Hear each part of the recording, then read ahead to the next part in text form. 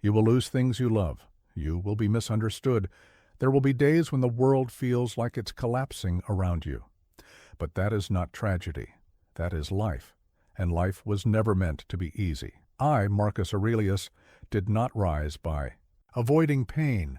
I faced it, studied it, mastered it. I knew that true power is not found in comfort. It's found in clarity, in calm, in the refusal to break.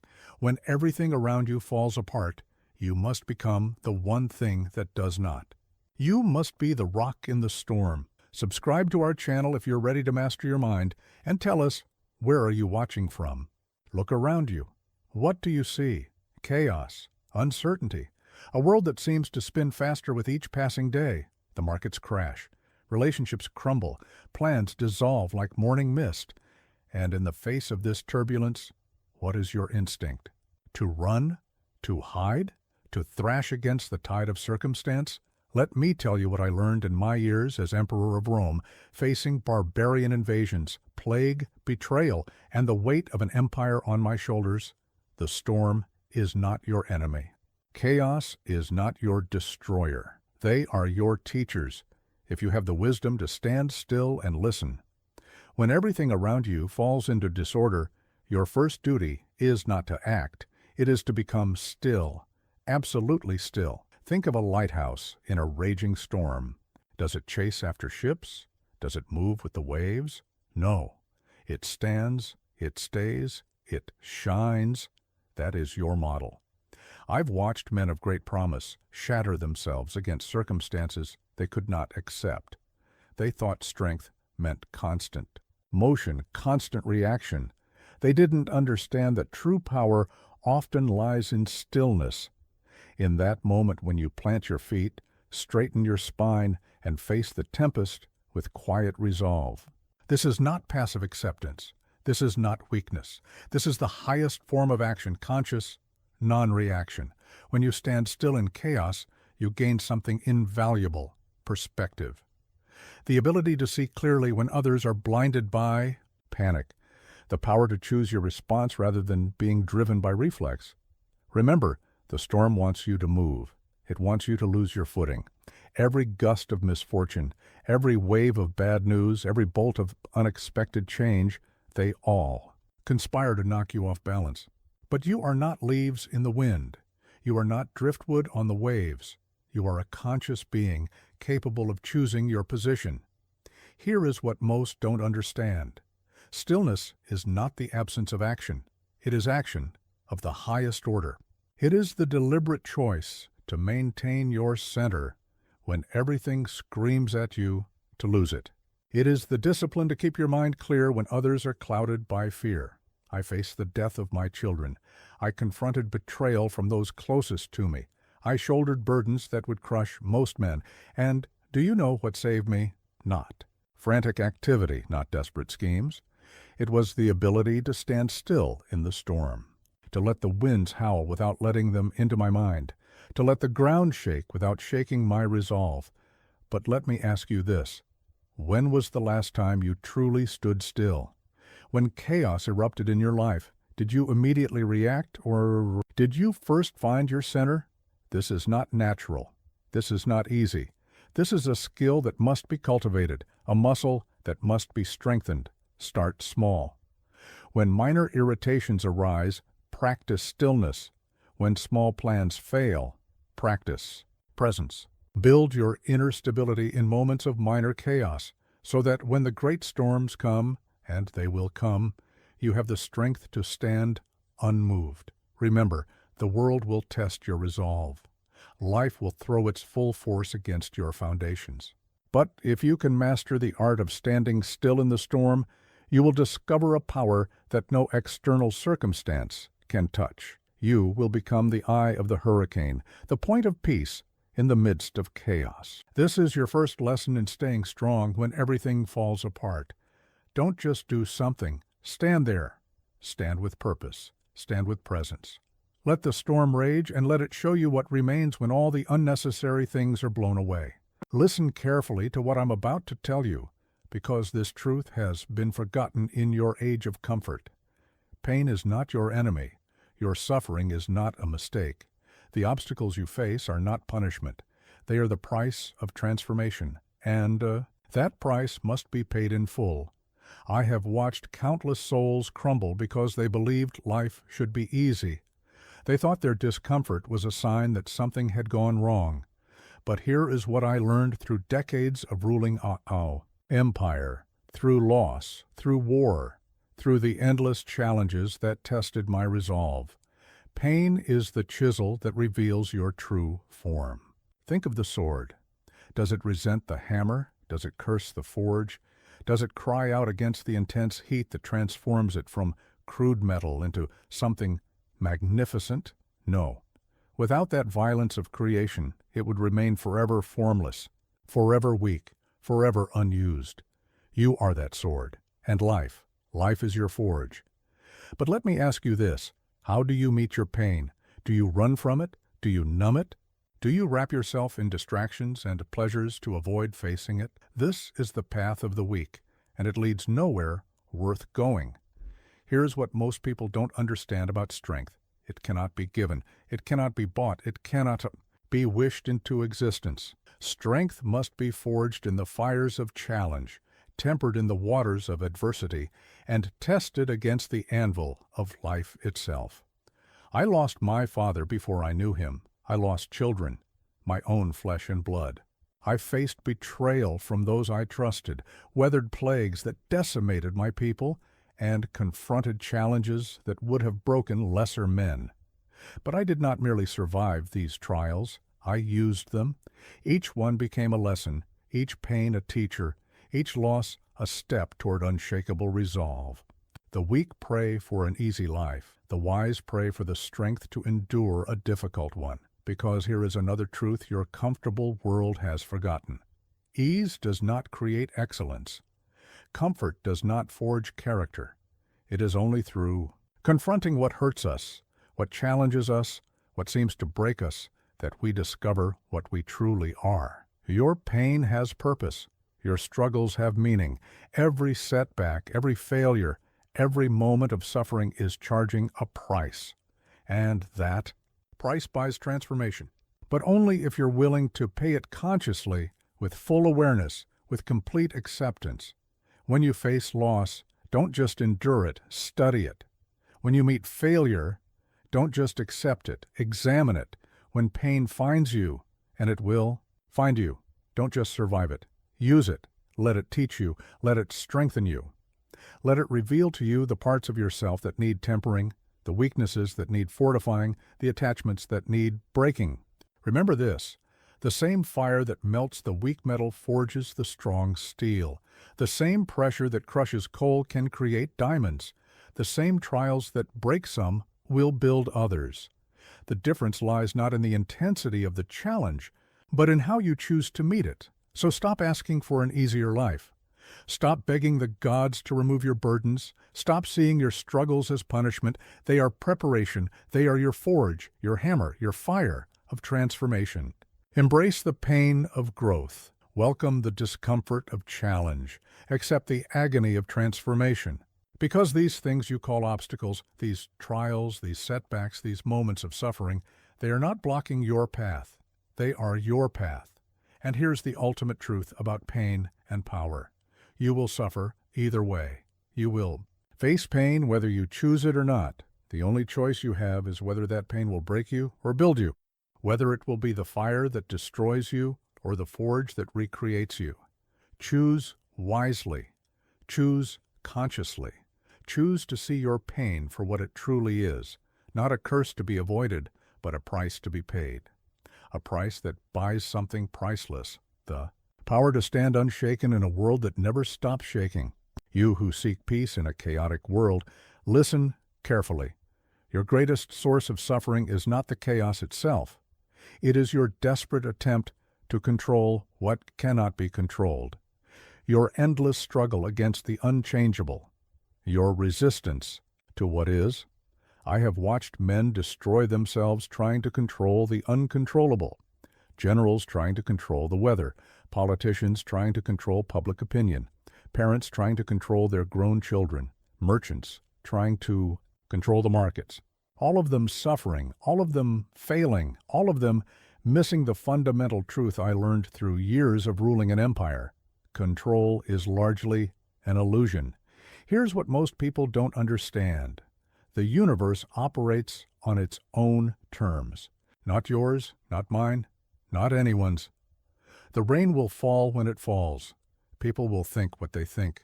Time will flow as it flows.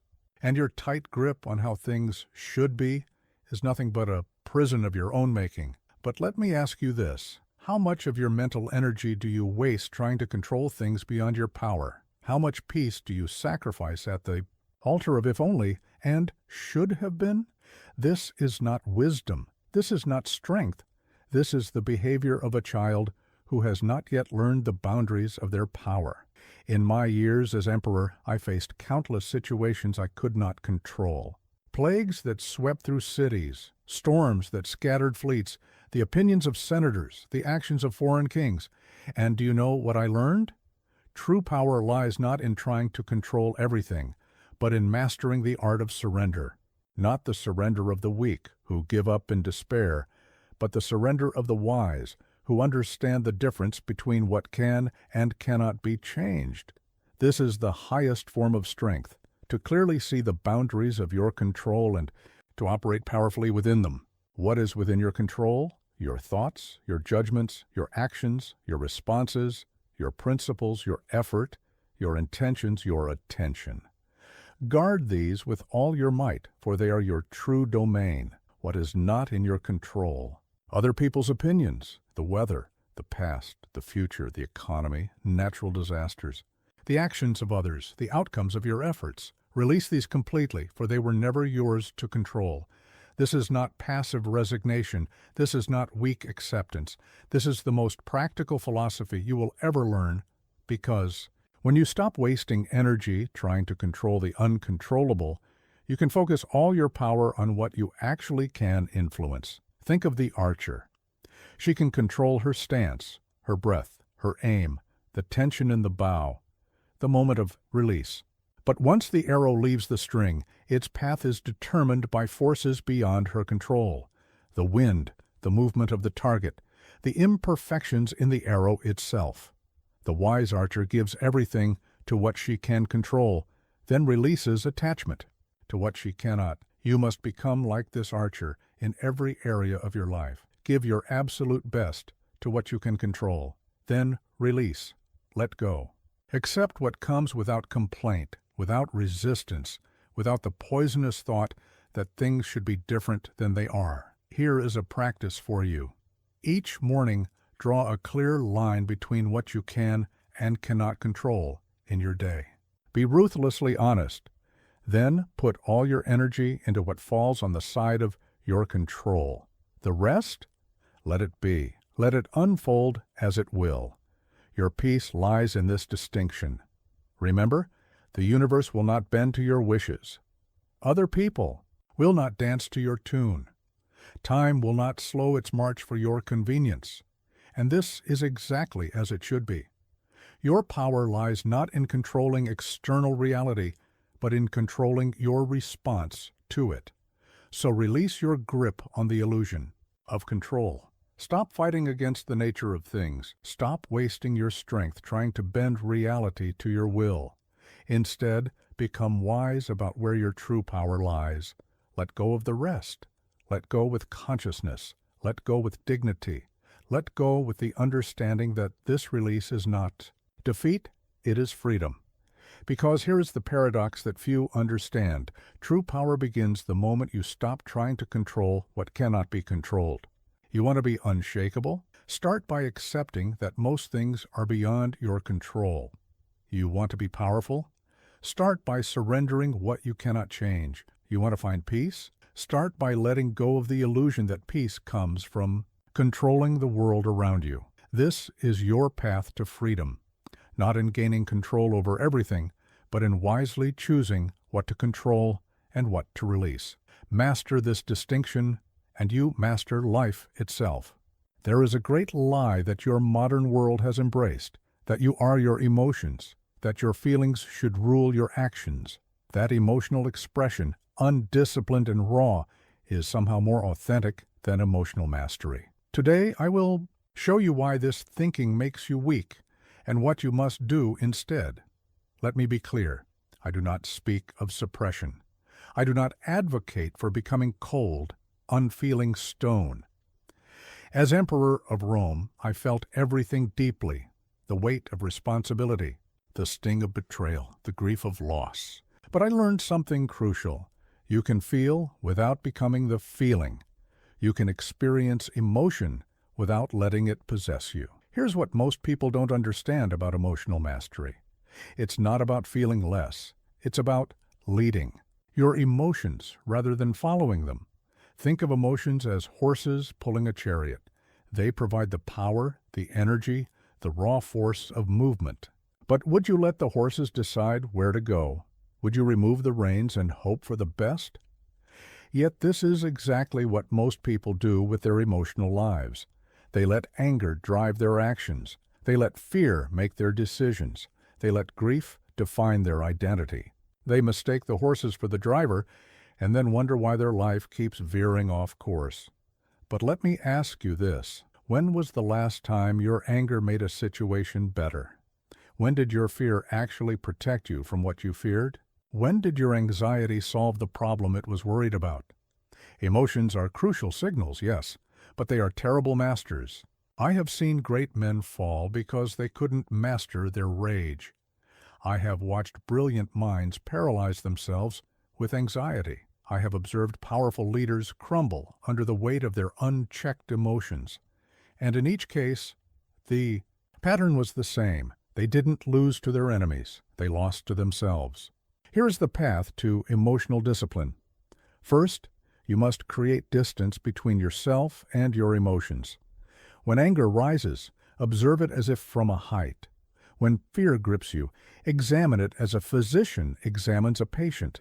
When grief floods your heart, watch it as you would watch a storm from a secure shelter. This distance gives you power. It gives you choice.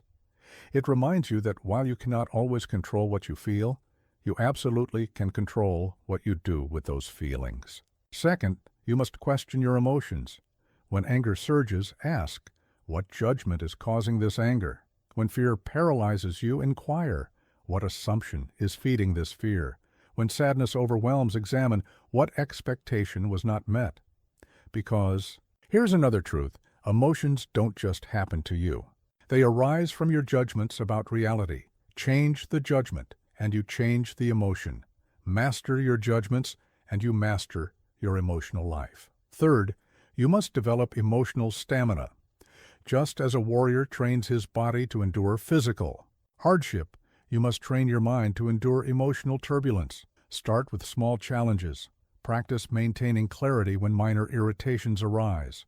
Build your capacity to stay centered when small emotions threaten your peace. Remember this, every emotion is temporary, every feeling will pass. What remains permanent is the strength you build by not letting these temporary states control your actions. But there is more. You must also understand that emotional discipline is not emotional denial. Feel your grief fully, but don't let it stop you from doing what must be done.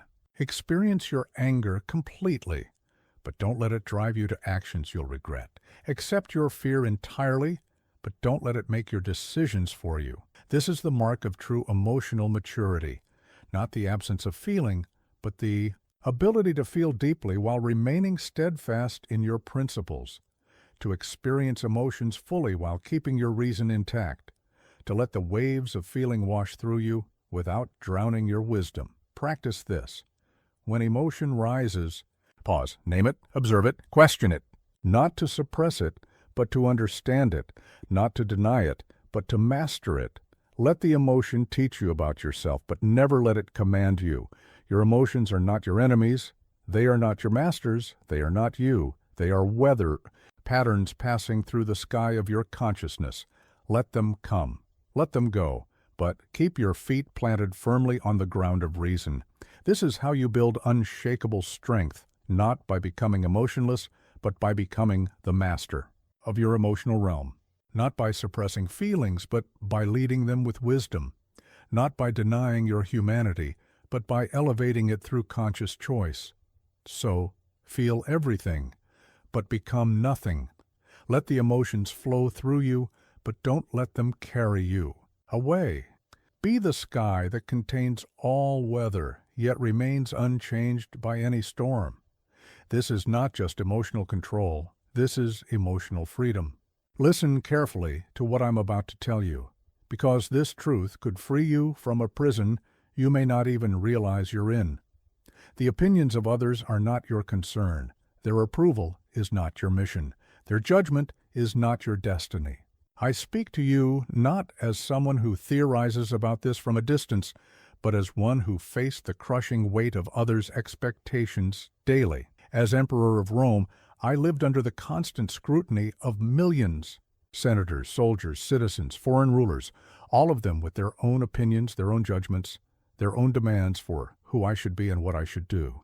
Here's what most people don't understand. The crowd is not wise. The crowd is not your friend.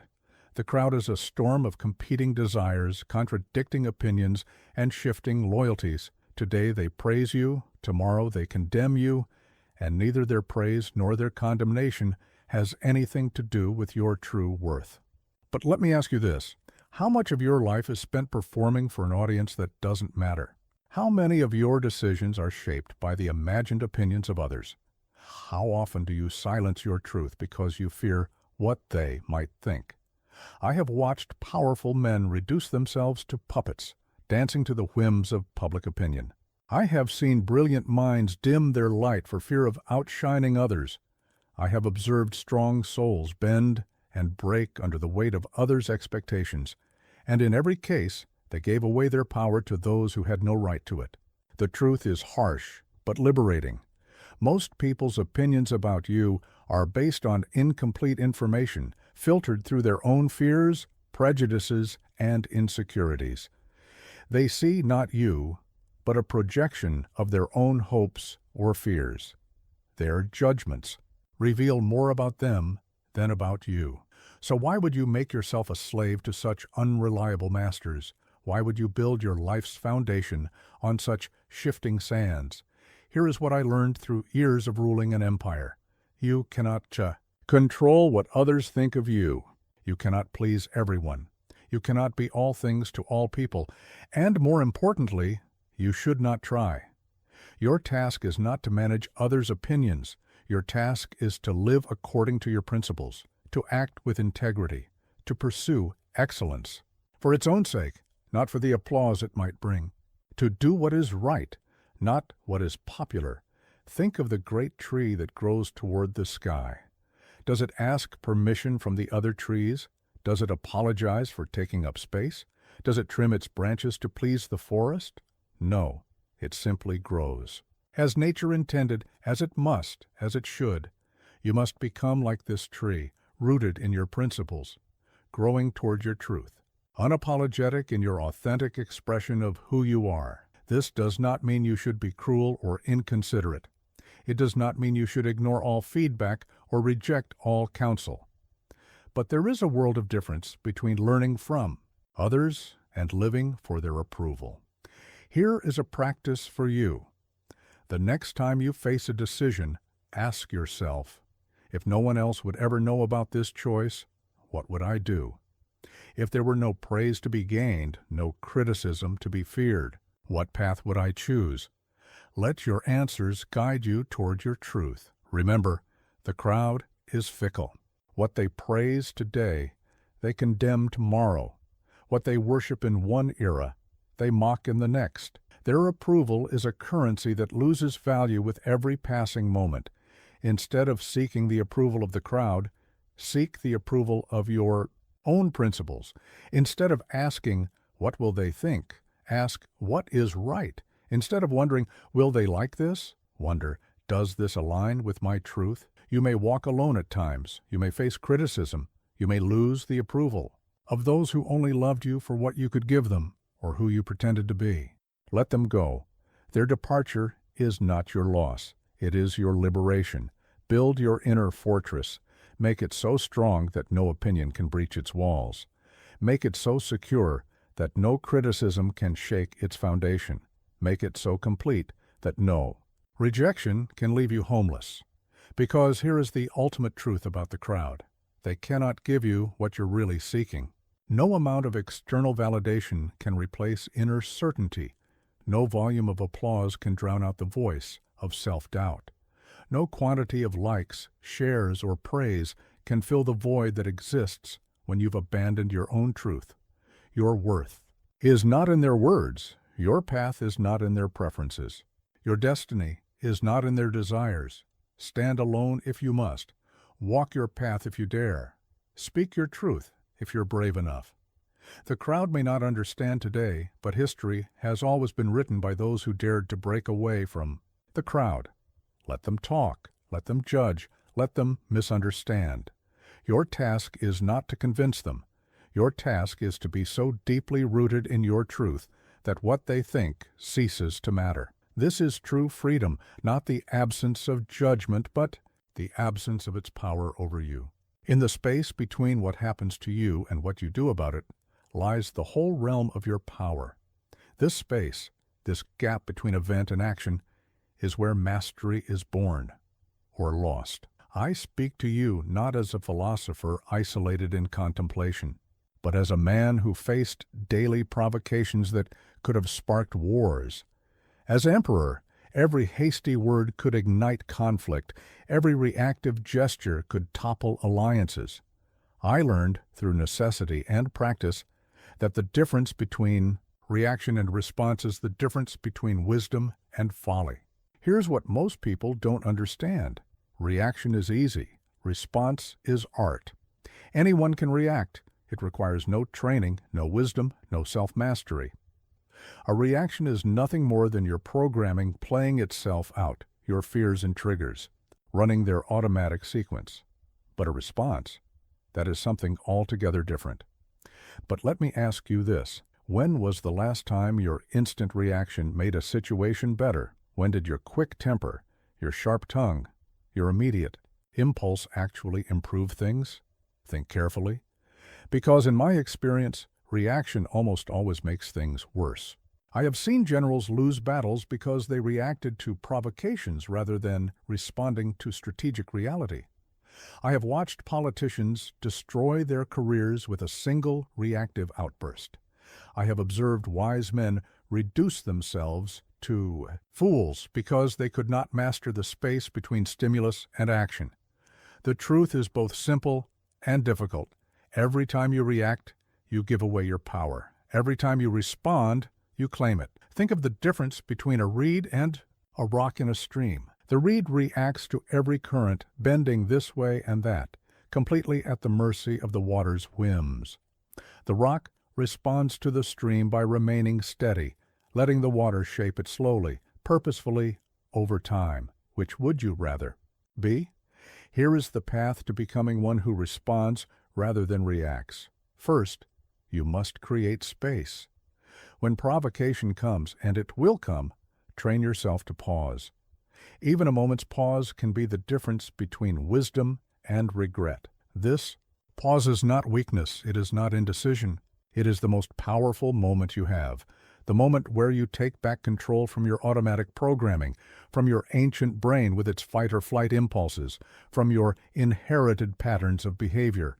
Second, you must question your initial impulse. When anger rises and demands action, ask, is this anger serving wisdom or serving itself? When fear pushes you to speak or act, inquire, is this fear protecting me or controlling me?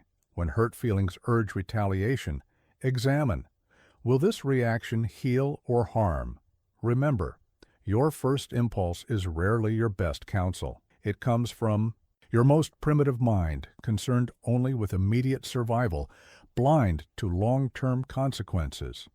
Third, you must cultivate responsibility, the ability to choose your response rather than be driven by reaction. This is a skill that must be built, like strength in your muscles or calluses on your hands. Start with small provocations. Practice pause and choice with minor irritations.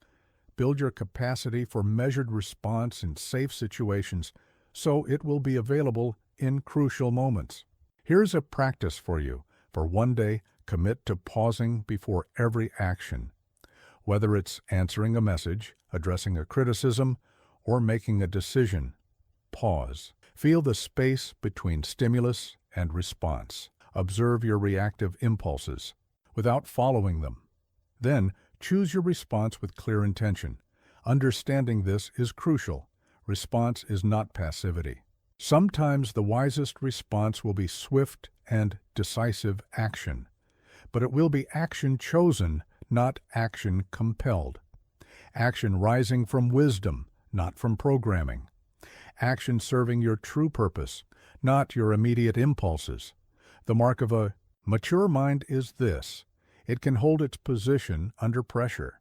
It can maintain its principles when provoked. It can choose its response when everything within and around it screams for reaction.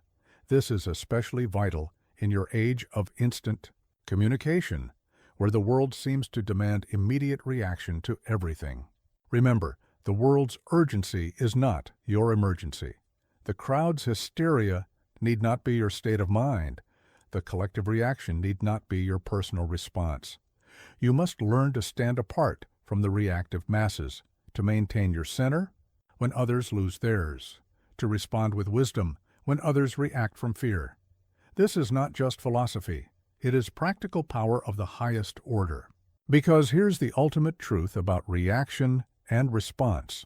Reaction chains you to circumstances. Response keeps you free.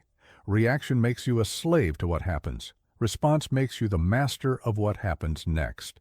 Your power lies not in your ability to prevent provocations. They will always come. Your power lies in your ability to choose what happens after they arrive. To be the one who responds, not reacts. To be the one who decides, not the one who is driven. This is true. Strength, not the ability to react faster or harder, but the ability to respond wisely.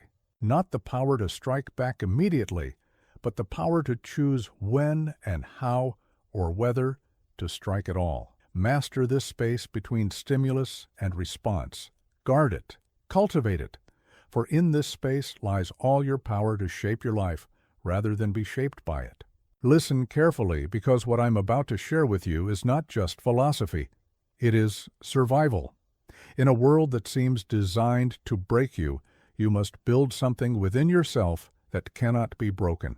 I speak of the inner fortress, the citadel of the mind that no external force can breach. I do not speak in metaphors alone. As Emperor of Rome, I understood the vital importance of fortifications, of strong walls and secure defenses. But I learned through experience that the strongest walls you can build are not of stone, but of principle, not of marble, but of mindset, not of concrete, but of character. Here's what most people don't understand. External security is always temporary. Wealth can be lost, power can be taken, status can crumble. But an inner fortress, built with the solid stones of philosophy and reinforced with the steel of practice, this becomes your true home, your permanent shelter, your unshakable foundation. But let me ask you this: where do you currently seek your security? In your bank account? In your relationships? In your reputation? In your possessions? These are not fortresses. They are temporary camps, vulnerable to the winds of change and the armies of circumstance. I have seen men of great wealth reduced to poverty, yet maintain their dignity because their true wealth was within. I have watched those with every external advantage crumble under pressure because they had no inner structure to support them. The difference was always the same. Those who survived, who thrived, who remained unbroken, they had built their fortress within. So how do you build this inner citadel? First, you must understand its architecture. The foundations are your principles, not vague ideas of right and wrong, but deeply considered, carefully chosen values that you have tested against reality and found true. These are not negotiable. These do not bend with circumstance. These are the bedrock upon which everything else stands. The walls of your fortress are built of perspective. the ability to see things as they are, not as you wish them to be. Every stone is a truth you have accepted, every brick a reality you have faced without flinching. The stronger your grasp of truth, the stronger your walls become. The towers of your citadel are your practices, the daily disciplines that keep you vigilant, that let you survey your mental territory and spot threats before they breach your walls. Meditation, reflection, self-examination, these are not luxuries. They are your watchmen, your guards, your scouts. But remember this, an inner fortress is not built in a day. It is not constructed in moments of crisis. It must be built steadily, stone by stone, day by day, through consistent practice and unwavering dedication. Here is a practice for you. Each morning, reinforce your walls. Review your principles. Are they solid? Do they stand up to scrutiny? Each evening, patrol your fortress. Have any enemies slipped in? Anxiety, resentment, fear? Remove them. They do not belong in your citadel. Your inner fortress must be designed to withstand specific attacks.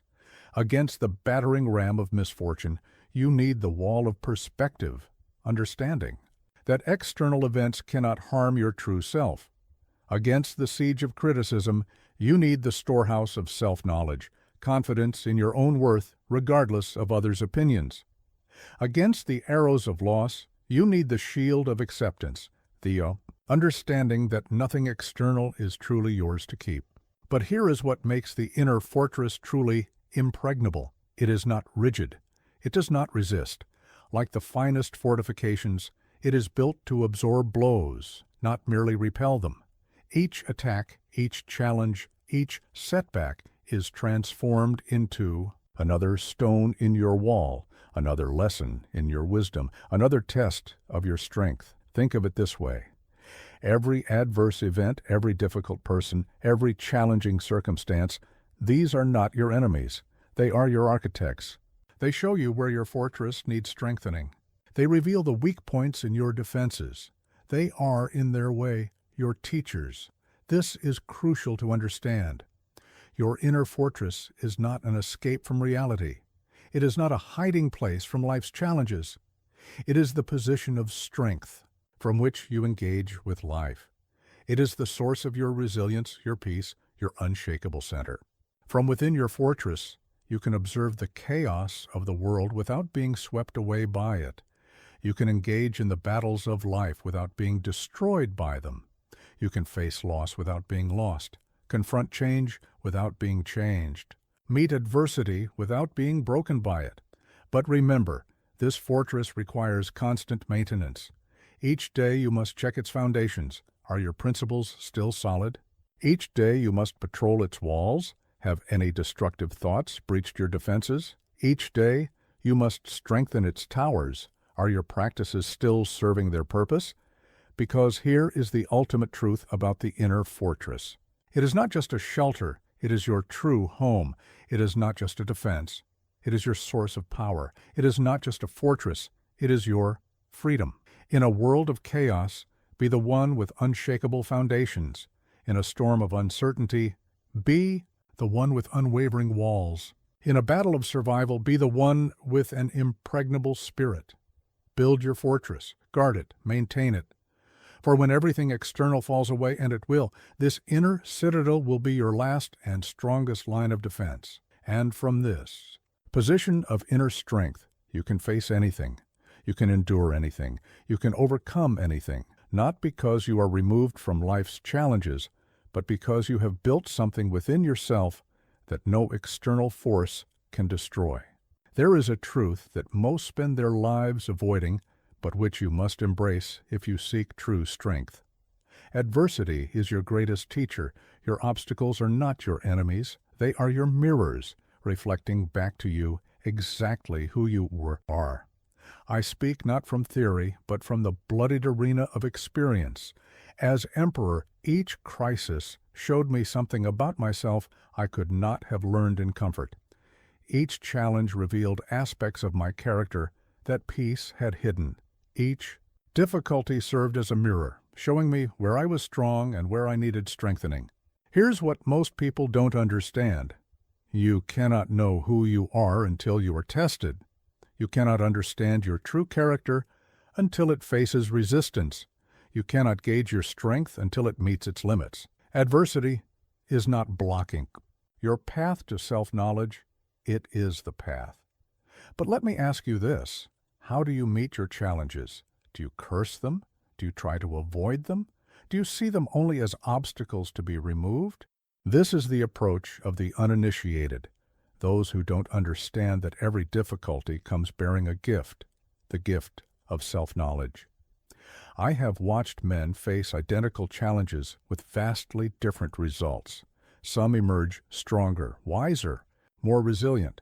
Others emerge bitter, weaker, more fragile. The difference was never in the challenge itself.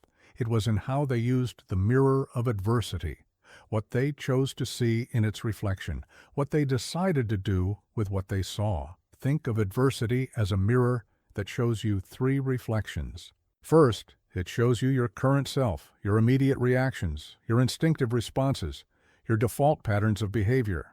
This is who you are right now, unfiltered and unmasked. Second, it shows you your potential self, the person you could become if you learn from this challenge, if you use it as an opportunity for growth rather than an excuse for retreat. This is who you might be if you choose wisdom over comfort. Third, it shows you your true self, the core of who you are, beneath the layers of social conditioning and habitual behavior.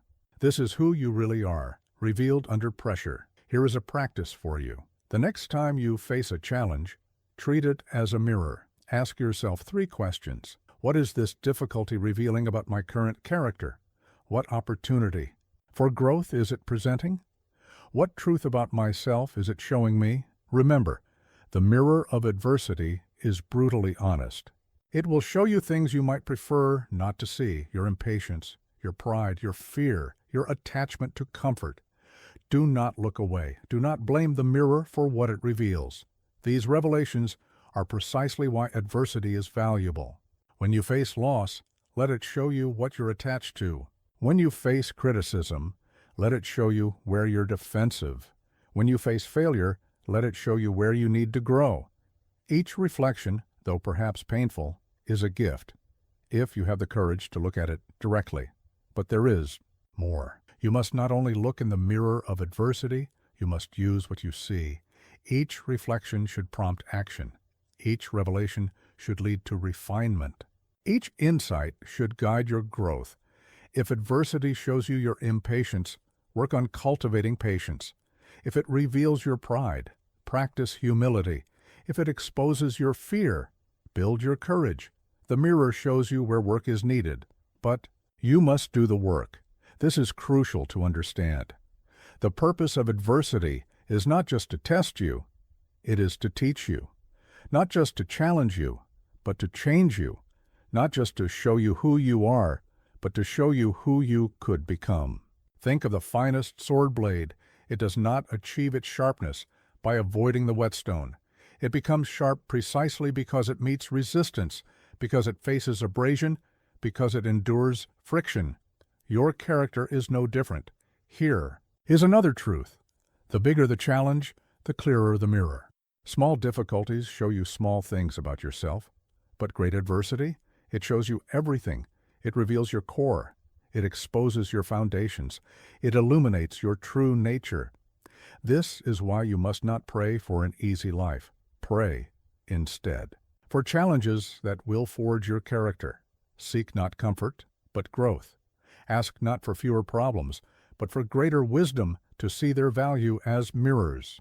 Because here is the ultimate truth about adversity. It shows you not just who you are, but who you are becoming. Each challenge is a chance to see yourself more clearly, to understand yourself more deeply, to refine yourself more purposefully.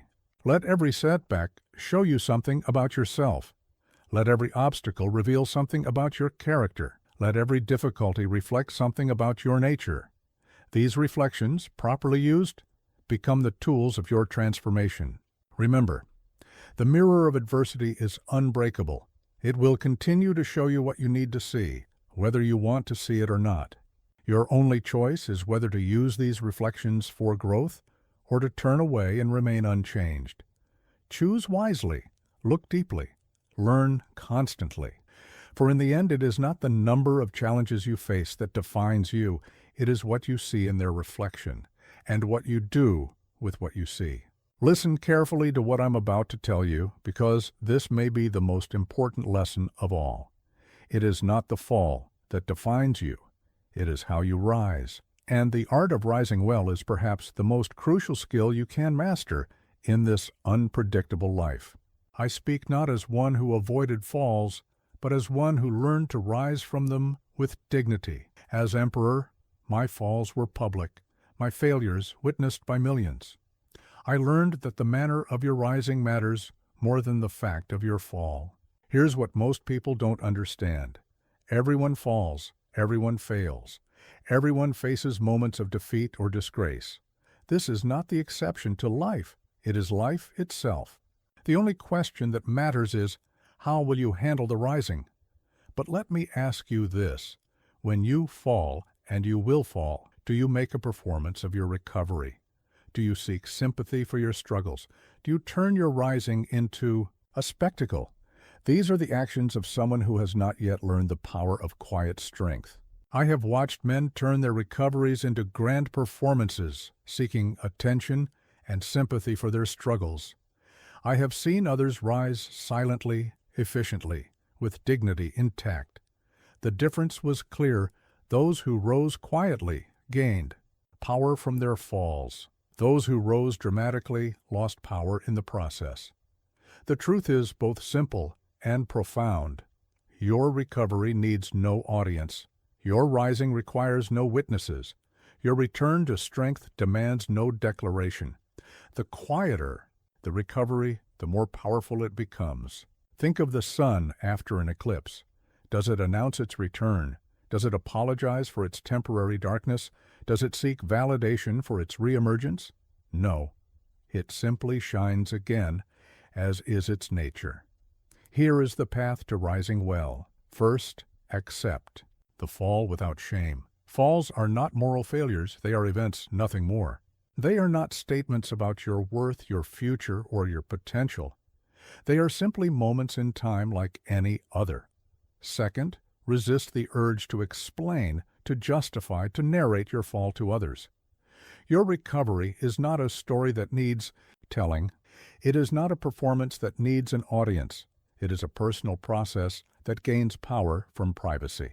Third, focus all your energy on the actual work of rising, not on talking about rising, not on planning to rise, not on explaining why you fell. Just rise.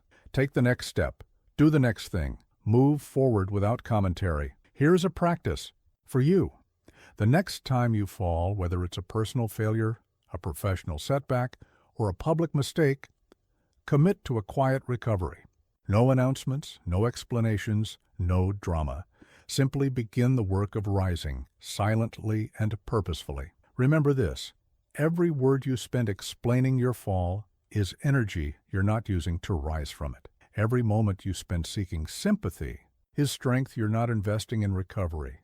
Every ounce of drama you create is power you're giving away. The true master of recovery understands this. The less you say about your falls, the more powerful your rises become. The less you dramatize your setbacks, the more energy you have for comebacks. The less you perform your recovery, the more genuine it becomes. Think of the ancient practice of kintsugi, the art of repairing broken pottery with gold. The breaks are not hidden, they are not denied, but neither are they dramatized. They are simply acknowledged, repaired, and transformed into something more beautiful than before. Your recovery should be like this. Acknowledge the break. Do the work of repair. Allow the experience to add to your beauty and strength, but do it quietly, with dignity, without seeking attention or praise for the process. This is crucial to understand. Your dignity in rising is more powerful than any explanation you could offer for your fall. Your quiet strength in recovery speaks louder than any words you could say about your setback. When you fall in public, and some falls will be public, resist the urge to manage perceptions. Let your recovery speak for itself. Let your return to strength be its own message. Let your quiet rising be your response to every question, every doubt, every criticism. Because here's the ultimate truth about rising. The less you say about it, the more others learn from it. The less you dramatize it, the more it inspires. The less you perform it, the more authentic it becomes. Your falls will come. This is certain. But you can choose the manner of your rising. Choose dignity over drama. Choose quiet strength over loud explanations. Choose private power over public performance.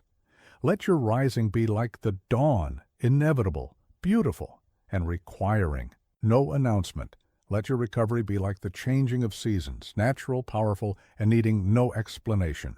Let your return to strength be like the tide, reliable, rhythmic, and completely free of drama. This is true power, not the ability to avoid falls, but the capacity to rise from them with your dignity intact. Not the skill to prevent failure, but the strength to recover from it without needing validation. Not the power to escape setbacks, but the wisdom to turn them into quiet comebacks. Rise well, rise quietly, rise with dignity. For in the end, it is not your falls that people will. Remember, it is the grace with which you rose from them. There is a practice that the weak call pessimism, but the wise know as preparation. Begin each day by acknowledging what could go wrong. Not to live in fear, but to live in readiness. Not to invite disaster, but to remove its power to surprise you. I speak from the throne of experience. As emperor, I knew that peace could become war in a moment, that health could turn to plague overnight, that loyalty could transform into betrayal between heartbeats. This knowledge did not make me fearful. It made me prepared. It did not make me pessimistic. It made me powerful. Here's what most people don't understand. Hope is not a strategy. Optimism is not preparation. Positive thinking, while pleasant, is not a shield against reality's hardest blows. True strength comes not from expecting the best, but from being ready for anything. But let me ask you this. How often do setbacks catch you completely off guard? How frequently do you find yourself saying, "I never saw this coming"? How many times has an unexpected turn of events left you paralyzed with surprise? This is the cost of refusing to look at what could go wrong. I have watched men crumble in the face of predictable disasters simply because they refused to predict them. I have seen empires fall because their leaders would only entertain pleasant possibilities. The pattern is always the same. Those who refuse to prepare for the worst often experience it. The practice is simple but profound. Each morning, envision what could go wrong. Your health could fail. Your wealth could vanish. Your friends could betray you. Your plans could crumble. Not to dwell on these possibilities, but to rob them of their power to devastate you. Think of the archer again.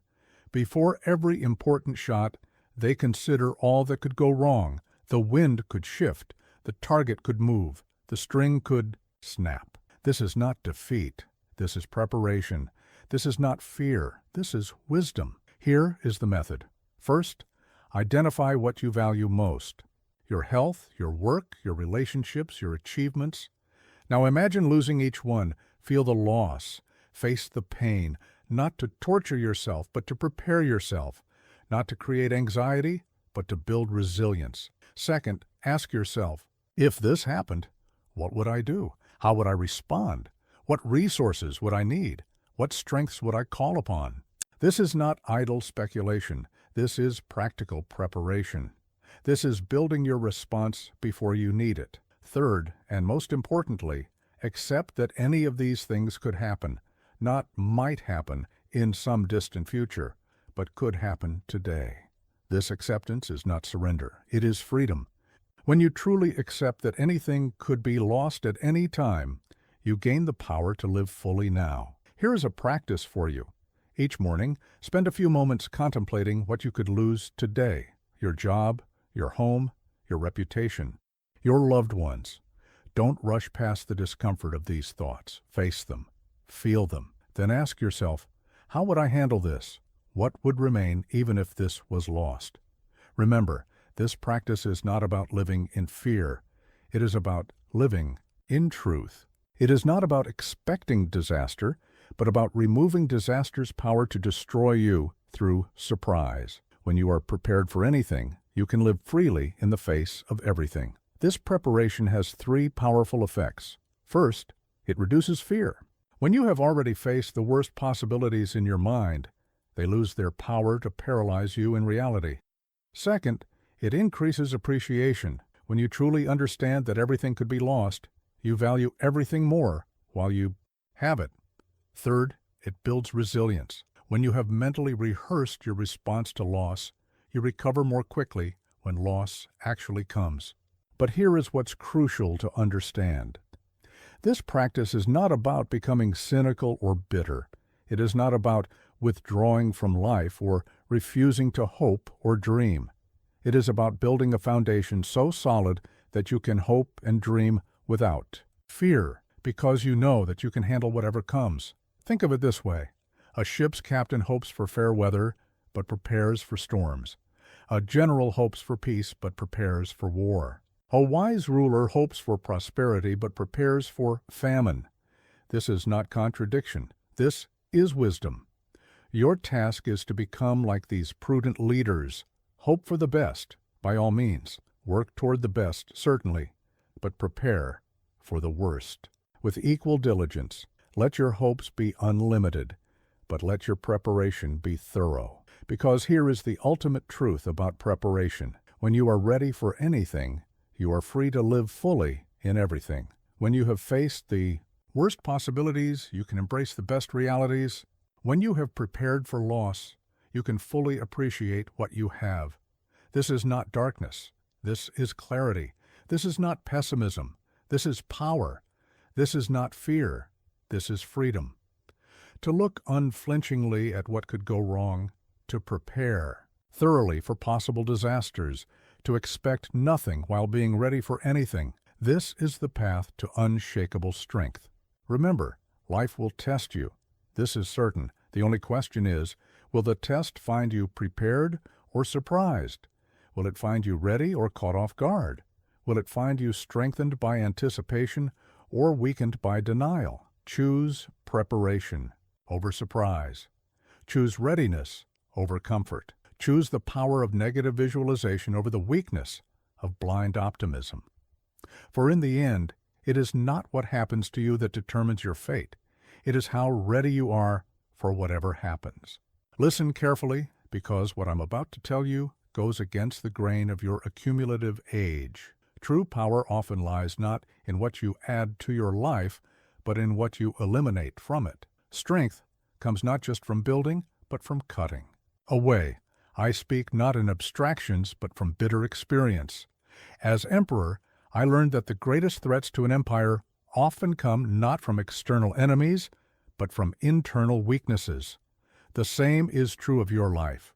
Your greatest dangers are not always what you lack, but what you continue to tolerate. Here's what most people don't understand. Addition is easy. Subtraction is wisdom.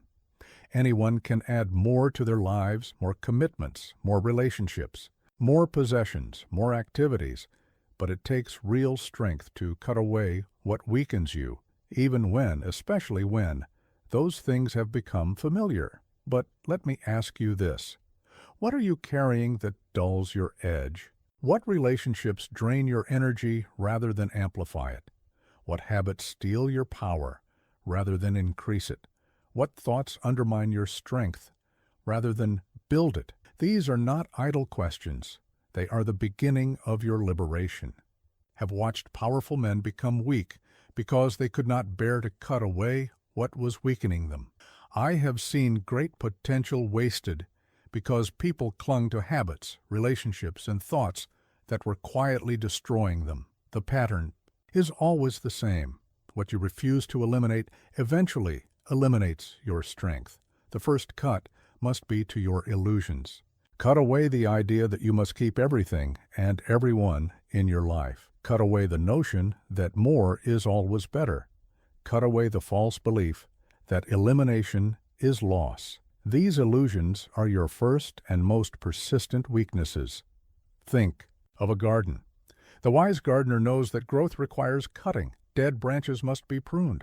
Invasive vines must be removed. Even healthy growth sometimes must be trimmed back to allow for stronger development. Your life requires the same careful cultivation. Here is the method. First, identify what weakens you. Be brutally honest. Look at your habits, your relationships, your commitments, your thoughts. Which of these drain more energy than they provide? Which take more than they give? Which create more problems than they solve? Some signs that something is weakening you. It leaves you feeling drained rather than energized. It regularly creates problems rather than solutions. It demands attention but provides no real value. It takes your time but gives nothing worthwhile. In return, it clouds your judgment rather than clarifying it. It pulls you away from your principles rather than reinforcing them. Second, assess the cost of keeping these weaknesses. Not just the obvious costs, time, money, energy, but the hidden costs, missed opportunities, delayed growth, diminished strength. Everything you tolerate that weakens you is stealing strength you could be using elsewhere. Third, and most importantly, cut. Cut decisively. Cut completely. Cut without nostalgia for what you're removing. Cut without concern for what others might think. Cut as if your life strength depends on it, because it does. Here is a practice for you. For 1 week, become a student of what weakens you. Keep a journal. Note every time you feel your strength draining. What caused it? Who was involved? What circumstances led to it? Pattern will emerge. These patterns are your map to what must be cut. Remember, this is not about becoming cold or callous. It's not about cutting people out of your life carelessly or abandoning commitments thoughtlessly. It's about making conscious choices about what and who you allow to influence your life and consume your energy. Some cuts will be hard. Some eliminations will be painful. Some removals will be questioned by others. Cut anyway. Your strength is too precious to be squandered on what weakens it. This is crucial to understand. Every weakness you tolerate becomes a hole in your armor. Every drain you allow becomes a leak in your energy. Every toxic relationship you maintain becomes a crack in your foundation. These are not minor issues. They are serious threats to your strength. Think of it this way. Your life force is like a river. It can be directed to power great works, to nurture growth, to carve new paths. But if you allow too many channels to drain it, if you permit too many leaks to sap it, even the mightiest river becomes a mere trickle. Your task is to become a vigilant guardian of your strength, to watch carefully for what weakens you, to eliminate ruthlessly what drains you, to cut decisively what diminishes you. This vigilance must be constant. What strengthened you yesterday might weaken you today. What served you in the past might harm you in the present. What once added value might now be merely adding weight. Because here is the ultimate truth about weakness. It is patient. It is persistent. It will find any crack in your armor, any gap in your defenses, any weakness in your resolve. Your only defense is constant vigilance and decisive elimination. The elimination of weakness requires courage. It demands that you face hard truths. Some friendships have become toxic and must end. Some habits have become harmful and must be broken. Some commitments have become burdens and must be released. Some thoughts have become poison and must be rooted out. Some possessions have become chains and must be discarded. This is not loss. This is liberation. This is not destruction. This is creation. Every cut that removes weakness creates space for strength. Every elimination that removes burden creates room for power. Remember, you are not defined by what you can endure, but by what you refuse to tolerate. Not by what you can carry, but by what you have the wisdom to set down. Not by what you can accumulate, but by what you have the strength to eliminate. Choose your cuts wisely, but make them decisively. Remove weakness ruthlessly, but consciously. Eliminate drains completely, but carefully. For in the end, your strength will be determined not just by what you build, but by what you have the courage to cut away. There is a choice that faces you every day, every hour, every moment. Will you pursue what feels good or what serves purpose? Will you chase pleasure or will you pursue meaning? This choice, more than any other, determines the quality of your life and the depth of your strength. I speak not as one who denied pleasure. As emperor, every indulgence was available to me. I speak as one who learned through experience and reflection that pleasure is a poor substitute for purpose, that comfort is a weak replacement for meaning, that ease is no match for significance. Here's what most people don't understand. Pleasure is not happiness.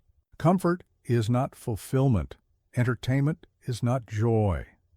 These temporary states, while pleasant, are like shadows of the real thing, brief, insubstantial, and ultimately unsatisfying.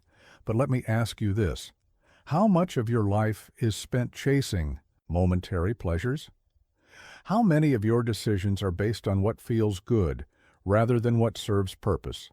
How often do you choose the easy path over the meaningful one? These questions reveal the battle between what you want now and who you wish to become. I have watched men of great potential reduce themselves to pleasure seekers, trading their destiny for distraction, their purpose for pleasure, their meaning for momentary satisfaction. The pattern is always the same. The more they chase pleasure, the less satisfied they become. The truth is both simple and challenging. Pleasure fades. Purpose persists. Comfort dissolves. Meaning endures. Entertainment ends. Growth continues. This is not morality. This is reality. This is not judgment. This is observation of the natural order of things. Think of pleasure like a feast and purpose like nourishment. The feast may be more exciting, more immediately satisfying, but it is nourishment that sustains you, that builds your strength, that keeps you alive and growing. Here is the path to choosing purpose over pleasure. First, recognize the difference between what feels good and what serves good. They are not the same. Often, they are opposite. Growth is rarely comfortable. Purpose is rarely easy. Meaning often requires sacrifice. Second, understand that purpose is not the enemy of joy. It is its deepest source. True joy, lasting satisfaction, genuine fulfillment, these come not from fleeting pleasures, but from living in alignment with your highest purpose. Third, and most importantly, make your choices based on who you wish to become, not on what you wish to feel in the moment. Every choice is a brick in the building of your character. Choose carefully what you build. Here is a practice for you. Before each decision, ask yourself, am I choosing this for pleasure or for purpose? Does this choice serve my growth or merely my comfort? Will this decision strengthen my character or merely entertain my senses? Remember, this is not about denying all pleasure. It is about putting pleasure in its proper place. It is about understanding that pleasure is a good servant, but a poor master. It is about choosing the deeper satisfaction of purpose over the shallow satisfaction of mere pleasure. Some examples of choosing purpose over pleasure. Waking early to study when your bed is comfortable. Speaking truth when silence would be easier. Maintaining discipline when indulgence tempts. Focusing on work when distraction beckons. Facing difficult emotions when escape is available. Building slowly when shortcuts appear. This is crucial to understand. Every time you choose purpose over pleasure, you strengthen your will. Every time you choose meaning over momentary satisfaction, you build your character. Every time you choose growth over comfort, you increase your power. Think of it this way.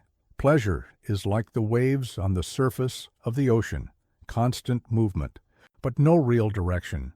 Purpose is like the deep currents beneath, slower, steadier, but moving with unstoppable force toward a destination. Your task is to become like these deep currents, to move not with the superficial excitement of pleasure-seeking, but with the profound momentum of purpose, to be guided not by what feels good in the moment, but by what serves your highest aims. This requires a fundamental shift in how you view satisfaction. True satisfaction comes from progress, not indulgence.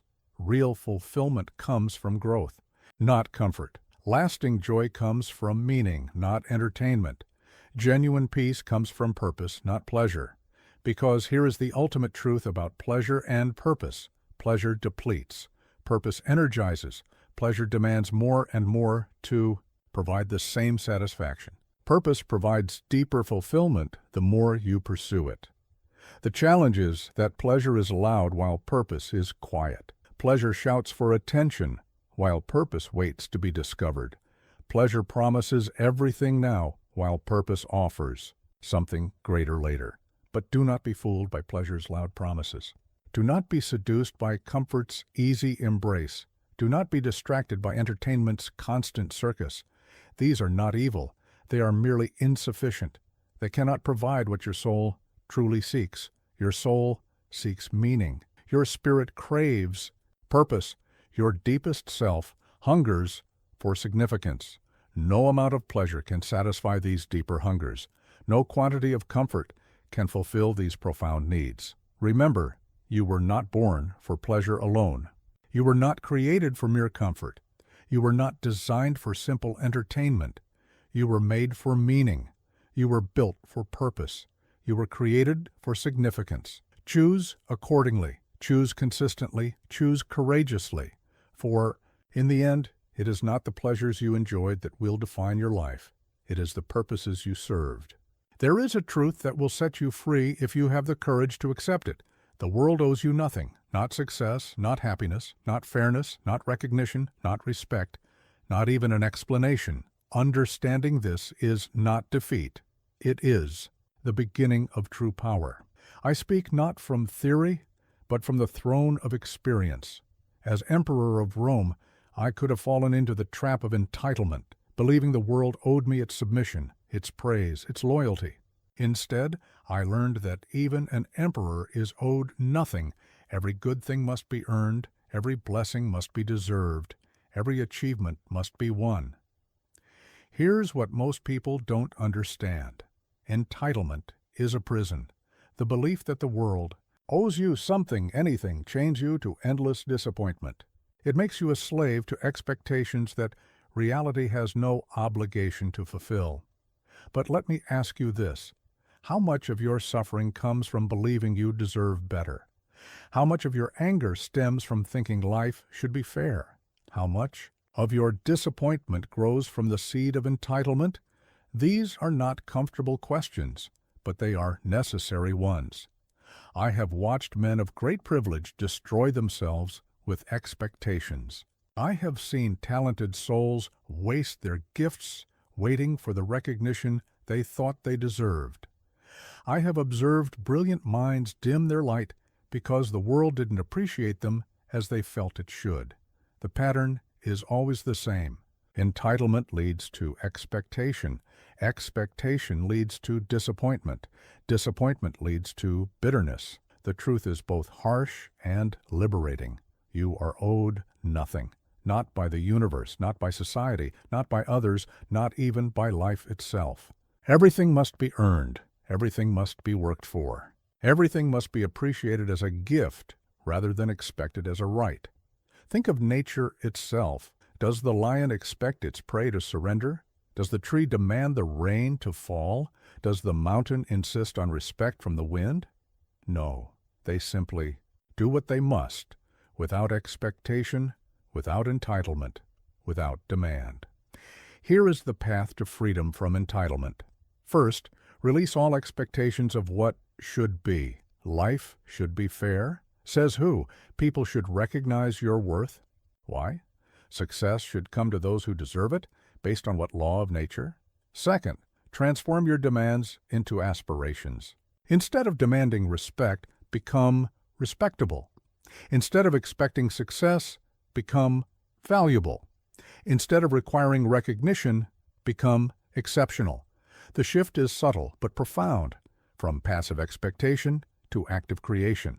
Third, and most importantly, develop gratitude for what is rather than resentment for what should be. Every good thing in your life is a gift, not a debt the world has paid you. Every opportunity is a privilege, not a right you're owed. Here is a practice for you. For 1 week, eliminate the word should from your vocabulary. Don't say life should be fair. Don't think people should understand. Don't believe the world should recognize your worth. Replace every should with is and see how this shifts your perspective. Remember, this is not about settling for less. It's not about accepting mistreatment or injustice. It's about releasing the emotional energy wasted on entitlement and redirecting it toward actual achievement. It's about trading expectation for action. Some hard truths you must accept. Your talents don't entitle you to success. Your intelligence doesn't guarantee recognition. Your hard work doesn't ensure rewards. Your good intentions don't deserve praise. Your past suffering doesn't guarantee future ease. This is crucial to understand.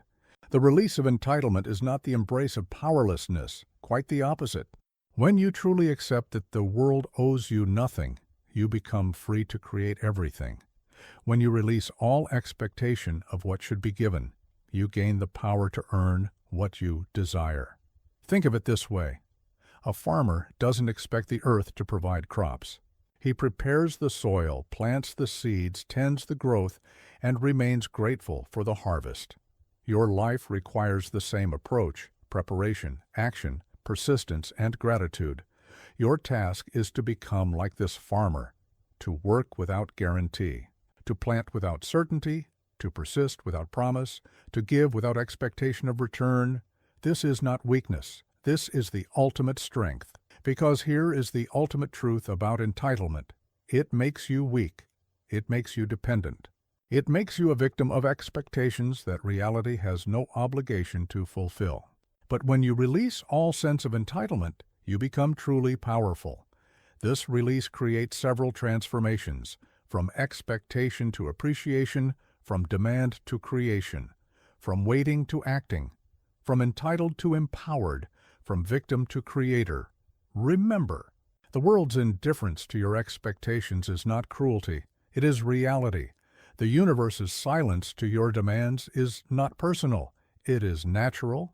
Life's refusal to guarantee your desires is not unfair, it is normal. Your power lies not in what you're owed, but in what you can create. Not in what you deserve, but in what you can earn. Not in what should be, but in what you can make real. Through your own efforts, choose this path. Choose it completely. Choose it permanently. For in the end, it is not what the world gives you that defines your life. It is what you create in spite of being owed nothing. Let go of what you think you deserve. Release what you believe should be. Accept that you are owed nothing. And in that acceptance, find the freedom to create everything. There is a profound truth that the noisy world has forgotten. True strength whispers. Real power needs no announcement. Genuine confidence requires no validation. The strongest forces in nature, gravity, time, growth, operate in perfect silence. Speak not from philosophical musings, but from the experience of ruling an empire. As emperor, I learned that those who shouted about their power usually had the least of it. Those who boasted of their strength were often the weakest. Those who demanded respect rarely deserved it. Here's what most people don't understand. Noise is often a cover for weakness. Loudness frequently masks insecurity. The need to constantly prove your strength reveals its absence.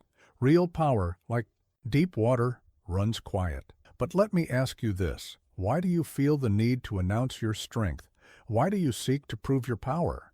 Why do you require others to acknowledge your capabilities?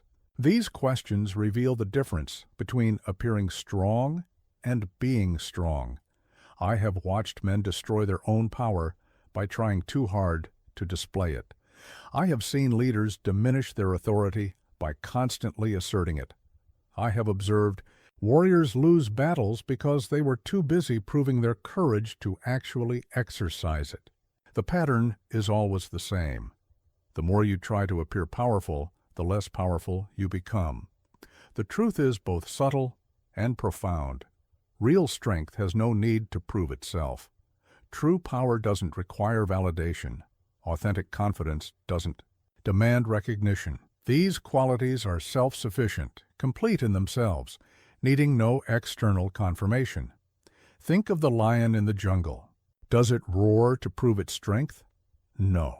It roars to communicate, to warn, to establish territory.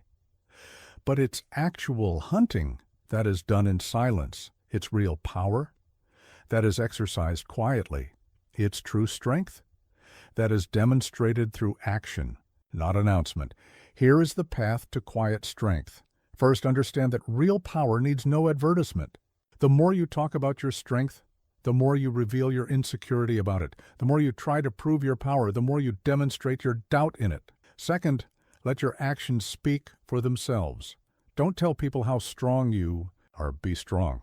Don't announce your capabilities. Demonstrate them. Don't declare your worth. Prove it through your conduct. Third, and most importantly, cultivate inner certainty rather than external validation.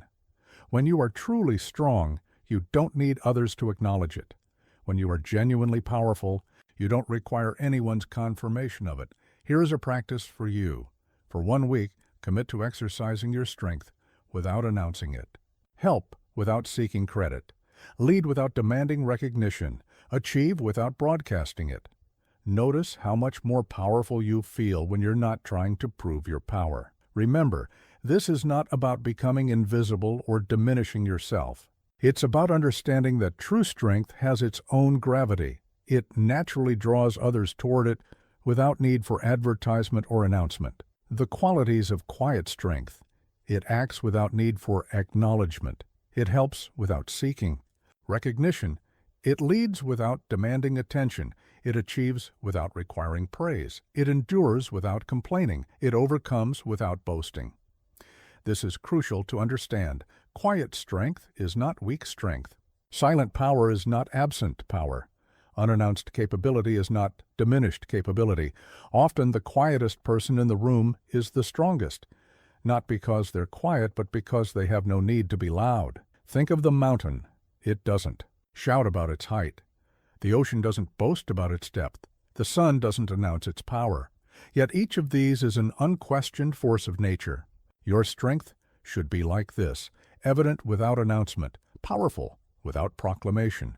Your task is to become like these natural forces, to be so secure in your strength that you need no validation of it, to be so certain of your power that you require no recognition of it, to be so confident in your capabilities that you seek no acknowledgement of them. Because here is the ultimate truth about strength: the more real it is, the less you need to prove it. The more genuine your power, the less you need to display it. The more authentic your confidence, the less you need to assert it. This quiet strength manifests in several ways. In crisis, it remains calm rather than proclaiming its courage. In achievement, it lets results speak rather than boasting. In knowledge, it shows rather than tells. In leadership, it guides rather than commands. In conflict, it resolves rather than escalates. Remember, the loudest person in the room is rarely the strongest. The most boastful is seldom the most capable. The one constantly proving their power usually has the least of it. Your power grows in silence. Your strength builds in quiet. Your capability develops without announcement. Like a tree growing in the forest, like a river cutting through rock, like time shaping the landscape, true power operates without noise. Choose this path. Choose to be strong without showing off. Choose to be powerful without proving it. Choose to be capable without announcing it. For in the end, it is not what you say about your strength that matters. It is what your strength says about you through your actions. Let your power be like gravity, silent but undeniable. Let your strength be like time, quiet but unstoppable. Let your capability be like growth, unannounced but unmistakable. This is the way of true power. This is the path of genuine strength. There is a truth that, once understood, will free you from half your miseries and most of your anxieties. You cannot control outcomes. You can only control your efforts. This is not a limitation of your power. It is a definition of it. I speak, not from theory, but from the experience of governing an empire. As emperor, I learned that even with all the power of Rome at my command, I could not guarantee outcomes. I could send the finest army and still lose the battle. I could make the wisest decision and still face unexpected consequences. I could give my best effort and still fall short of my aim. Here's what most people don't understand. Attachment to outcomes is a form of slavery. When you tie your peace, your worth, your sense of success to results you cannot control, you surrender your power to chance. You make yourself a victim of circumstances beyond your influence. But let me ask you this. How much of your mental energy is spent worrying about outcomes you cannot control? How much of your emotional peace is disturbed by results you cannot guarantee? How much of your power is wasted trying to manage the unmanageable? I have watched capable men paralyze themselves with concern over outcomes. I have seen brilliant minds dim their effectiveness by focusing on results rather than actions. I have observed strong souls break themselves against the immovable fact that results are not in their control. The pattern is always the same. The more they try to control outcomes, the less they focus on what they actually can control. The truth is both liberating and demanding. Your power lies not in controlling what happens, but in controlling what you do. Not in managing results, but in managing efforts. Not in guaranteeing outcomes, but in ensuring excellence in your actions. Think of the archer again. She can control her stance, her breath, her aim, her release. But once the arrow leaves the bow, its fate is determined by factors beyond her control. The wind, the movement of the target, the imperfections in the arrow itself. The master archer knows this and focuses entirely on what she can control. Here is the path to freedom from outcome attachment. First, identify what is truly in your control. In any situation, ask yourself, what aspects of this can I actually influence? What elements are beyond my power? Be ruthlessly honest in this assessment.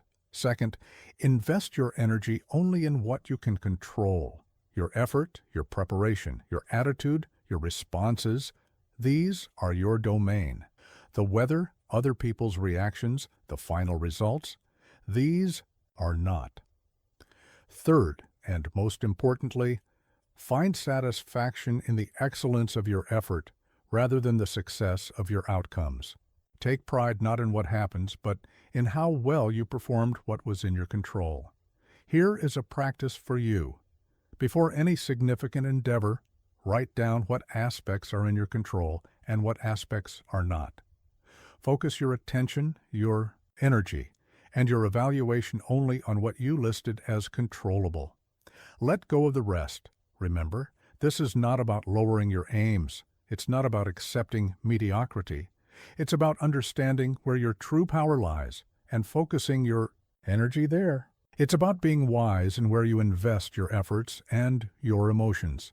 The elements typically within your control, your preparation and effort, your responses to events, your attitudes and perspectives, your principles and values, your treatment of others, your personal standards, your learning from experience, the elements typically beyond your control, other people's decisions, natural events and timing, past events and actions, market conditions and economics, competitors' actions, others' opinions and judgments, random circumstances. This is crucial to understand.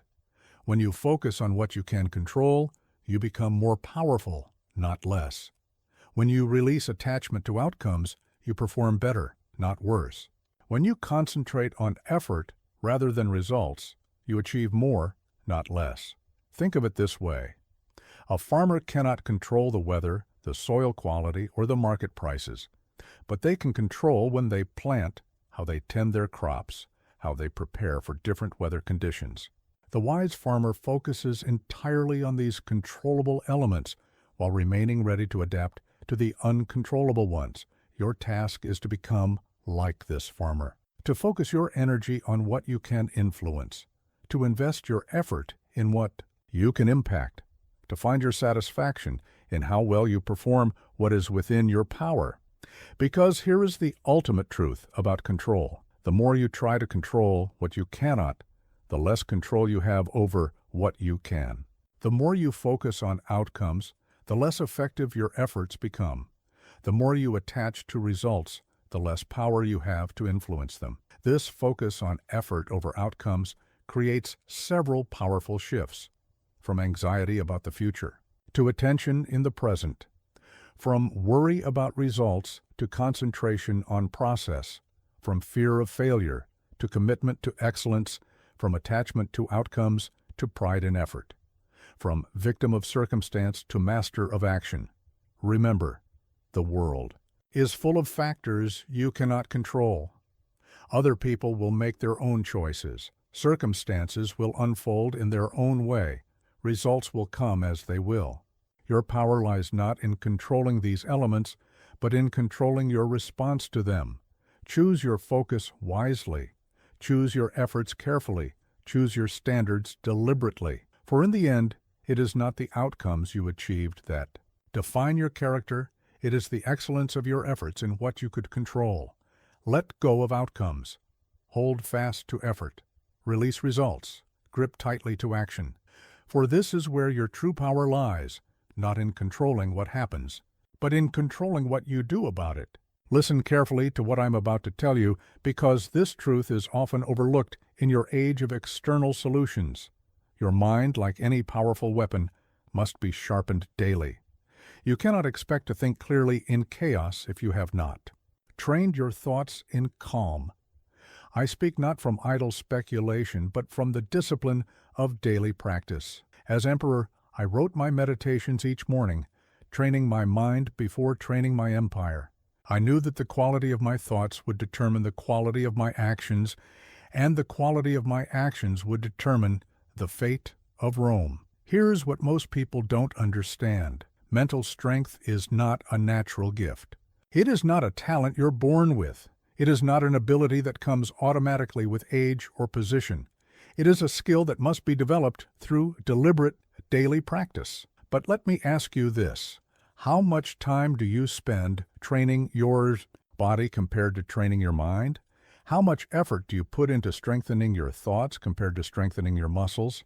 How much attention do you give to disciplining your reactions compared to disciplining your physical movements? I have watched men spend hours training their bodies while leaving their minds wild and undisciplined. I have seen warriors hone their physical weapons while letting their mental edges grow dull. I have observed leaders polish their appearance while neglecting the state of their thoughts. The pattern is always the same. They fall not because of physical weakness, but because of mental unpreparedness. The truth is both demanding and essential. Your mind must be trained with the same dedication, discipline, and consistency as any other crucial skill. Just as a sword must be sharpened daily, just as a body must be exercised regularly, your mind must be strengthened through constant practice. Think of the mind as a garden. Left untended, weeds will grow. Negative thoughts, false beliefs, destructive patterns. Daily maintenance is not optional. It is essential. Every day you don't tend your mental garden is a day the weeds grow stronger. Here is the path to daily mental training. First, establish a morning practice. Before you engage with the world, before you begin your daily battles, take time to prepare your mind. This is not luxury. This is necessity. This is not indulgence. This is preparation. Your morning mental training should include review of your principles and values, contemplation of potential challenges, strengthening of your perspectives, examination of your assumptions, preparation of your responses, clarification of your priorities. Second, create specific mental exercises. Just as physical training has specific movements, mental training should have specific practices. Perspective practice. Take a current challenge. View it from multiple angles. Find opportunities within it. Consider its insignificance in the cosmic. Scale judgment exercise. Examine your automatic reactions. Question your assumptions. Separate facts from opinions. Challenge your interpretations. Gratitude. Training. List what you take for granted. Find value in difficulties. Appreciate what you might lose. Thank what you wish to keep. Mental resilience drills. Imagine losing what you value. Practice accepting what you can't control. Rehearse responses to setbacks. Strengthen your ability to endure. Third, and most importantly, make this training non-negotiable. Just as you wouldn't skip eating or sleeping, you cannot skip mental preparation. Your mind is either growing stronger through practice or growing weaker through neglect. There is no neutral ground. Here is a practice for you for the next week. Spend the first 15 minutes of each day in mental training. Before email, before news, before engagement with others, train your mind. Notice how this changes the quality of your entire day. Remember, this is not about positive thinking. This is not about affirmations or wishful thinking. This is about systematic, disciplined strengthening of your mental capabilities. This is about building real, practical mental strength. This training must be specific and purposeful. Train clarity by examining complex problems. Build resilience by facing difficult truths. Develop wisdom by questioning assumptions. Strengthen. Resolve by challenging comfort. Practice patience by accepting delay. Exercise courage by facing fears. This is crucial to understand. Your mind will face battles every day. You will encounter challenges, face decisions, deal with difficulties. The quality of your response to these challenges depends entirely on the quality of your mental training. Think of it this way. A warrior doesn't learn to fight during the battle. An athlete doesn't build strength during the competition. A pilot doesn't learn to fly during the storm. They succeed in these moments because of their training before these moments. Your task is to become like these professionals, to train your mind before it is tested, to strengthen your thoughts before they are challenged, to prepare your responses before they are needed, because here is the ultimate truth about mental training. The battles of life are won or lost in the mind before they are fought in the world. The quality of your thoughts determines the quality of your life. The strength of your mind determines the strength of your actions. This daily practice creates several crucial capabilities: the ability to remain calm in chaos, the power to think clearly under pressure, the capacity to make wise decisions in difficulty, the strength to maintain principles under stress, the resilience to recover quickly from setbacks. Remember, your mind is your primary tool for navigating life. It is your main weapon in every battle, your key resource in every challenge, your fundamental advantage in every competition. Train it accordingly. Choose consistent practice over sporadic effort. Choose systematic training over random development. Choose deliberate strengthening over natural growth. For in the end, it is not what you know that determines your success.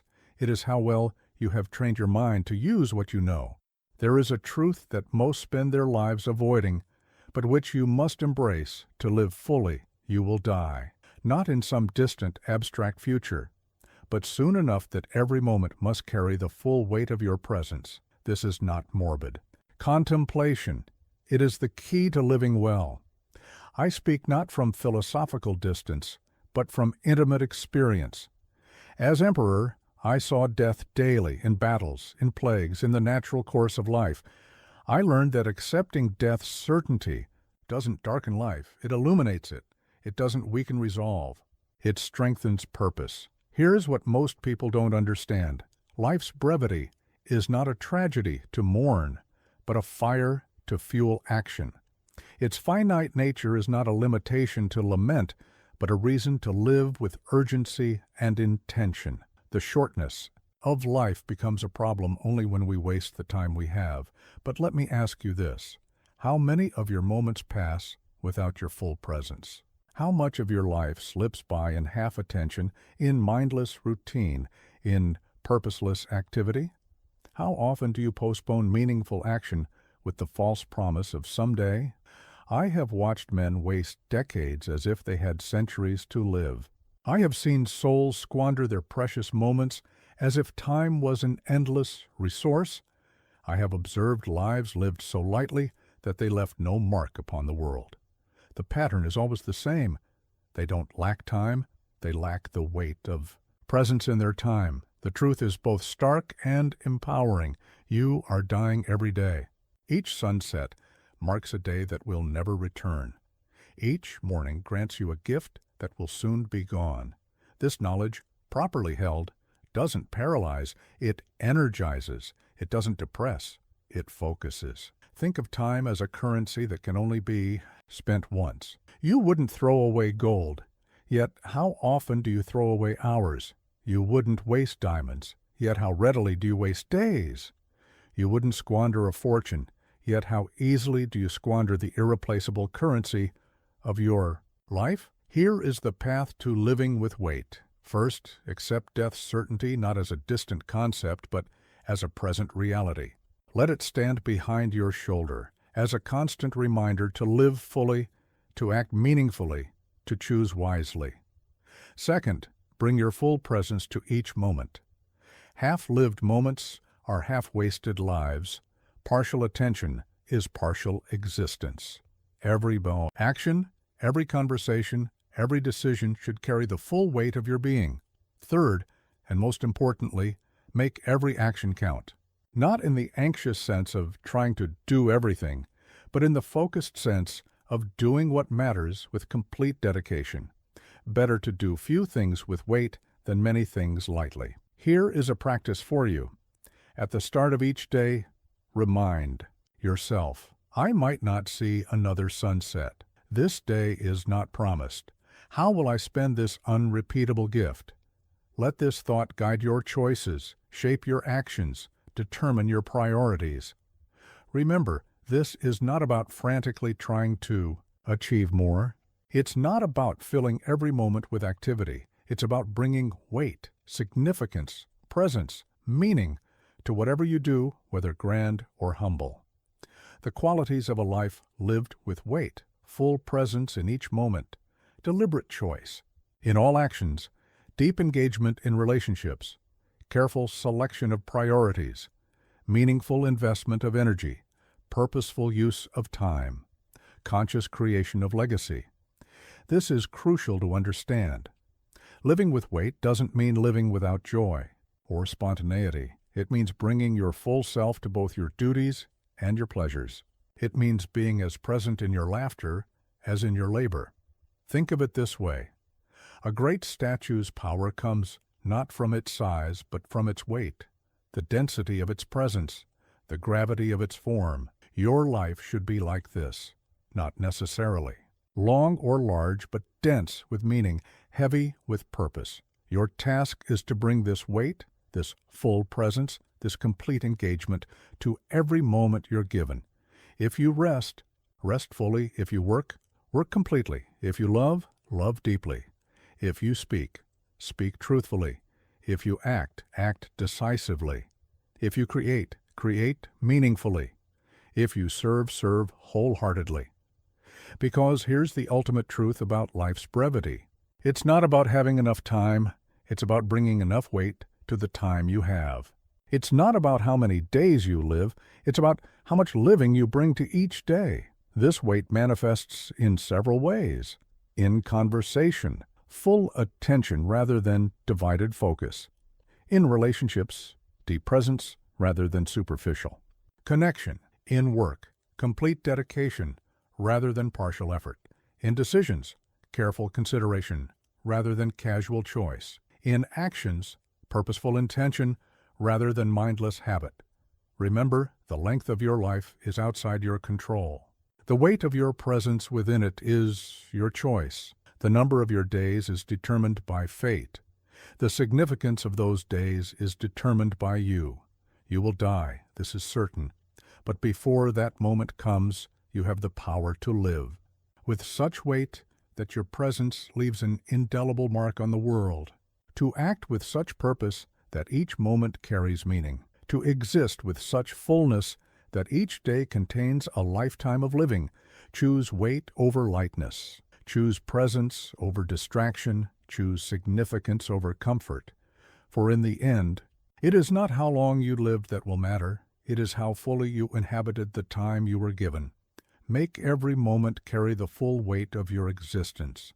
Let every action bear the complete imprint of your purpose. Allow every day to hold the total measure of your presence. For life is indeed short, but it is long enough for greatness if you fill it with the weight of genuine living. We come now to the ultimate truth, the final transformation, the highest achievement of the philosophical life, becoming the immovable center in a world of endless motion, not through rigid resistance, but through unshakable presence, not through hardness, but through deeply rooted strength. I speak to you not as one who achieved this state easily, but as one who fought for it daily. As emperor, I faced constant storms, political upheaval, military threats, personal betrayals, plague, and loss. I learned that true strength lies not in avoiding these storms, but in becoming something the storms cannot shake. Here's what most people don't understand. Being unshakable is not about being unmovable. It's not about becoming cold or hard or resistant to life. It's about becoming so deeply rooted in your principles, so centered in your purpose, so clear in your understanding that nothing can disturb your essential nature. But let me ask you this: what moves you from your center? What storms shake your foundation? What winds push you off course?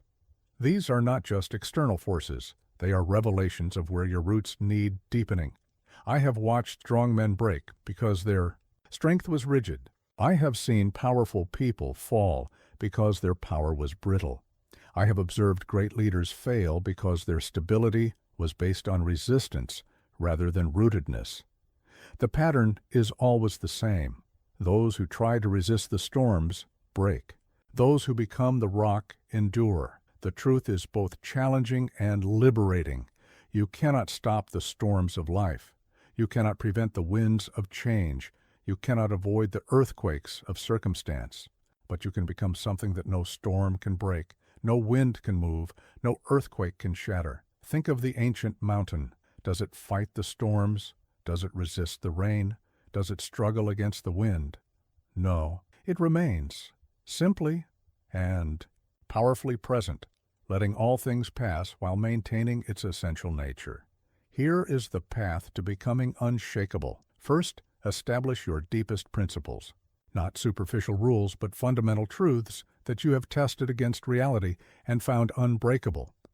These become your foundation, your bedrock, your immovable center. Second, root yourself in purpose larger than personal comfort. When your purpose is greater than your preference for ease, when your mission matters more than your momentary comfort, you become harder to shake. Third, and most importantly, practice presence in chaos.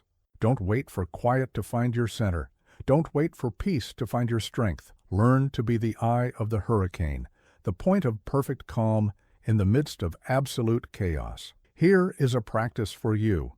When storms come, and they will come, practice being the mountain. Don't fight against the winds of circumstance. Don't resist the rain of misfortune. Don't struggle against the lightning of sudden change. Simply remain fully present, deeply rooted, unshakably centered. Remember, this is not about becoming insensitive. The mountain feels everything, every raindrop, every gust of wind, every bolt of lightning, but it doesn't let these experiences disturb its essential nature. Feel everything, but let nothing displace you from your center, the qualities of the unshakable. Depth rather than rigidity, presence rather than resistance, rootedness rather than reaction, stability through understanding, strength through acceptance, power through presence, peace through purpose. This is crucial to understand. Being the rock in the storm doesn't mean you don't feel the storm. It doesn't mean you're untouched by life's forces. It means you've developed the strength to feel everything while maintaining your essential stability. Think of it this way. The ocean's surface can be whipped into massive waves by the storm, but its depths remain calm. Your life can be like this, responsive to circumstances at the surface while maintaining profound peace in your depths. Your task is to become like these great natural forces, present but unshakable, responsive but unmovable, engaged but undiminished. Let criticism wash over you. Like rain over rock, let praise pass through you. Like wind through mountains, let loss transform you. Like water shapes stone. Let challenge strengthen you like pressure creates diamonds. Let time polish you like waves smooth pebbles. Because here is the ultimate truth about being unshakable. It's not achieved through resistance, but through depth, not through hardness, but through rootedness, not through rejection of life's forces, but through complete acceptance of them while maintaining your essential nature. This unshakability manifests in several ways. In crisis, you become others' point of stability. In chaos, you emanate calm. In conflict, you maintain perspective. In loss, you demonstrate resilience. In victory, you show humility. In defeat, you display dignity.